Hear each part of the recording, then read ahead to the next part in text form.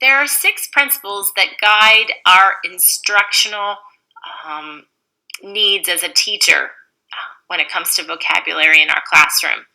So the first is principle 1, and this is where you're selecting those tier 2 words that children will encounter when they read the literature and content materials that you will be sharing with them.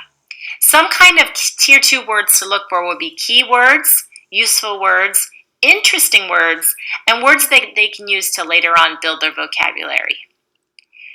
The second principle that we will follow is to teach words in relation to other words. We want to see what words we can join together because they are similar. We want to see which words we would exclude. We want to see which words we would have students select based on interest, and words that we would have to imply or infer meanings to. The third principle that guides vocabulary instruction is really important, and we see this all the time when it comes to comprehension, but we really must take the new words we're giving them and relate them to their background knowledge. We also need to do that prior assessment before reading or before instruction to see what they know about these words. But making personal connections to words and extending on those connections is where the word becomes that child's word and not just a word in a book. This is also where a child remembers that word 2 weeks later or 3 weeks later and not just forgets it. And so principle 3 is super important. The fourth principle is where we explicitly teach before reading to activate prior knowledge and to get children ready to listen for that word during reading. And I said a little earlier, I have them what I call shoot the V, where they listen for the word that we had talked about before reading, and when they hear it, they throw their hand in the air with that V symbol in their fingers, and that gets me knowing that they're listening, and it gets them thinking, oh, what does that word mean? How did the book use it, or how did my teacher use it? Principle 4 also talks about the importance of revisiting the vocabulary words after reading. And you can do that through discussions, responses, games, and retelling activities.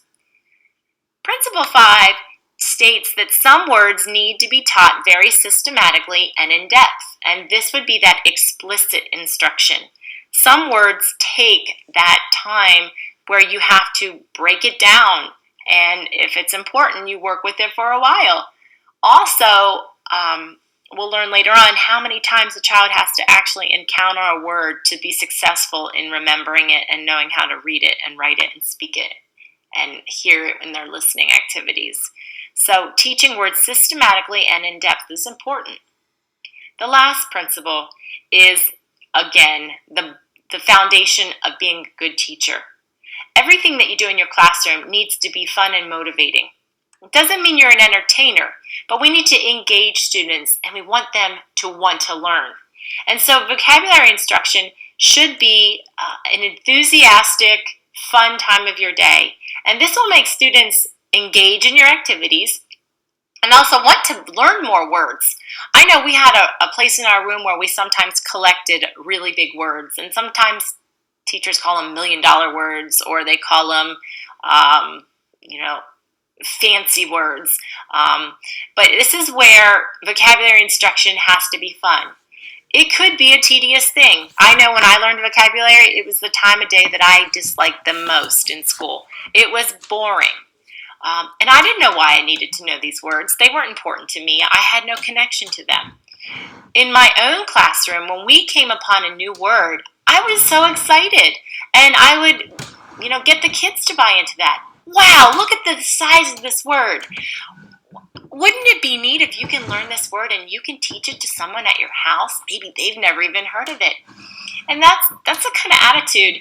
Words like automatopoeia, words like diphthong, words like atrocious, enormous. My students loved learning new words, and they would find them on their own and bring them to me in their independent reading. Mrs. Myers, I just found this really big word in my book, and I don't know what it means, but I think we should teach it to everybody. And when you create a classroom that is excited about language and excited about the challenges of new words, this is where you have the motivation for them to persevere through the difficult times and to also remember these words down the line.